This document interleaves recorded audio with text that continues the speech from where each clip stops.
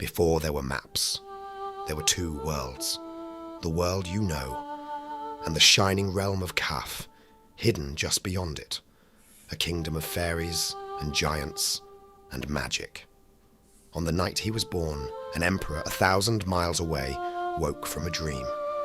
A black crow that stole his crown, and a bright hawk that flew out of the west to win it back. And the wise men said, "That hawk is a child, and he will shake the thrones of the world." That same night, the fairies of Kaf carried the sleeping baby across the sky. They blessed him, and they touched his eyes, so that nothing hidden could ever hide from him again. His name was Hamza. He would become the bravest champion the world had ever seen. Strong as a lion, a warrior against 100 armies, a prince who lost his heart to a princess, and at his side, the cleverest trickster who ever lived. Amir, a thief of 1,000 disguises, and the truest friend a hero ever had. Together, they crossed burning deserts and enchanted mountains. They faced sorcerers and giants and dragons and the demon armies of Kaf. They saw wonders no eye had ever seen. Thrones that flew, cities of gold, gardens that bloomed in the dark, courage, magic, love, and laughter. One of the greatest stories ever told, carried for 1,000 years. And now, it is yours. This is the Dastan of Amir Hamza. 40 years ago, an emperor lay beneath a crown that hung above his bed like a second moon, and dreamed that a crow of the east stole it away, and a hawk of the west struck the thief apart and laid the crown gently back upon his brow. And that emperor, Naushervan, king of kings of the 7 realms, woke with a cry, and spent his whole long life fearing the very bird that heaven had sent to save him. Tonight, children, that dream comes true for the 3rd and last time, and tonight you will see at last why heaven chose a hawk, not for the talons, for the eyes that recognize. So listen. Far beyond the rim of the empire stands the fire temple of Nimrod, an eternal flame in a hall of black stone, and priests who tend it and ask no man his name, and at dusk a little charity bread for the poor who gather firewood on the mountains. And to that temple, one evening, came a travelling soldier and his companion, a highwayman once, robber of the roads, now turned to the right path and truer than most honest men. They sat at the pilgrim's edge and ate and watched the poor file in for their loaves. And last of all in that line, under the smallest, meanest bundle of sticks a man ever carried, there shuffled an old man, bent, ragged, older than his years. And the attendant sneered at his poor little load, and took the loaf that was his due, and broke it in half, and gave him only the half. And the old man took that half loaf in both his hands, as though it were treasure, and thanked him, and crept to a corner to eat it slowly, that it might last. Now the soldier's companion leaned close, and murmured what the temple whispered of him. "That one claims he is Naushervan, poor soul. The king of kings no less. They beat him for it, at first. Now they only feed him, and let him rave. And it was Naushervan. Children, it was the emperor himself. How he fell, the dastan does not itemize, and neither shall I. The wheel had simply turned, as wheels do, and the man who had ruled the 7 realms now gathered kindling on a cold mountain for the charity of strangers who did not believe his name. And the travelling soldier, watching, went very still. Then he called the attendant, and bade him take the fine tray that had been laid for himself, and carry it instead to the old man in the corner. "But do not speak my name," he said.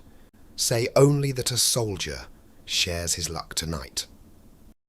But he could not hold even that distance. In a moment he rose, and went to the old man, and drew him closer, and seated him, this beggar, this ruin, this king of kings. And with his own 2 hands he began to feed him. Small morsels, one at a time, the tenderest pieces first.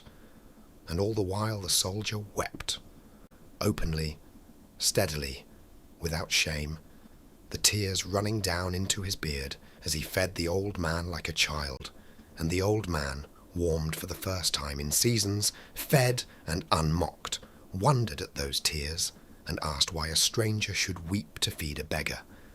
And the soldier said, and this was all the truth he could afford to give, "Your face, father, your face reminds me of my father." And when the old man had eaten, he asked timidly his benefactor's name. "A travelling soldier," came the answer, "and no one more. And you, father, what is your name?" And there, did you see it, children? There came the flinch, the fear in the old ruined face. "If I say it," he whispered, "they beat me." But the soldier swore him safe, swore no hand would touch him. And so, at last, small as the half-loaf in his hands, the confession came. "I am Naushervan. I was the king of kings." Silence, only the fire ticking in the great dark hall. And the soldier, who was not a soldier, rose to his feet. And there, before the priests, and the pilgrims, and the mountains, and the everlasting flame, he knelt. He knelt down before the beggar, and laid his forehead upon the old man's hand. "And I," he said, "am the hawk they promised you, refuge of the world. It seems heaven is not yet finished making me return your crown." No, children, the old king did not beg forgiveness for all the years of treachery, for the pillar, for the 40 years of fear. And Hamza did not forgive him in words. The forgiveness was the kneeling. Anything spoken would have spent it. And the old man, fickle to the last, human to the last, weeping now into the hair of the man he had hunted half a lifetime, clung to him and sobbed like a father who had found a lost son. 2 old men, 1 fire, and the dream, at last, come true. The rest is the dastan's shortest errand, and that is on purpose. The great horse Ashkar cast his shadow over rebel Ctesiphon once more. The family opened its arms one final time, young Rustum, riding his first campaign at his father's side, Amar, staging a coronation the way he had once staged a feast, and Baktak, the poisoner, the forger, the cockroach who had whispered through every part of this tale, was arrested at last by the restored king's own command. The dastan spends no more oil on him. Amar's little notebook simply shows the page, a name crossed through, and the tally of his banishments. 7. Then the crown was set back upon Naushervan's brow, and the old dreamer's last act as king of kings answered his very first. With hands steadier than they had been all his life, he lifted the crown off again, and held it out over the court, toward the young men who would carry the world next. The empire passed, and the fear that had driven 40 years of plotting died, not by any sword stroke, but by an inheritance. And he turned to Hamza, the last words the old enemies would ever trade. "The vizier read my dream wrong, after all, Sahib Kiran. He said the hawk would restore my crown, and setting it down, you restored the head that wears it. The crown was always the cheap part. Now the Dastango turns his pages forward, children, faster than any film can follow, and each page is one lit window on a future you shall not fully see.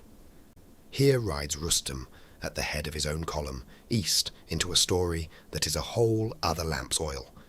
Here floats an infant on a river in a wooden box, lifted from the water by a young woman in the silks of Qaf, Quraisha, grown now, her mother's power in her hands, and her father's mercy in her face, raising her small half-brother at the command of a light that spoke to her once in a doorway.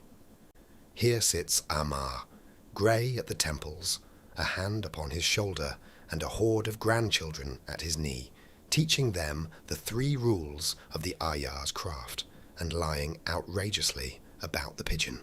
And far off, at the very edge of the last page, a land of impossible colour behind a shimmering veil. sorcerers, enchantments, a boy named Asad, not yet born, of the great Tylism called Hoshruba, children, and of what Hamza's grandsons did there. Ask me another year. That lamp needs younger oil than mine. So the book comes to its meadow near Mecca, at dusk. 3 well-kept graves, and a broom leaning against the stone, for someone sweeps here still, whenever the road allows. And Hamza, the old lion, scar-mapped, upright, stands at Mihonigar's stone with a keepsake box beneath his arm, and Naranj Pari waits mounted at the meadow's edge with the patience of a woman who waited 18 years and can surely wait an evening more. He says nothing. He was never the talker. That was the other one's task. He sets down 1 orange, 1, on the shoulder of the grave, and touches the stone, and mounts.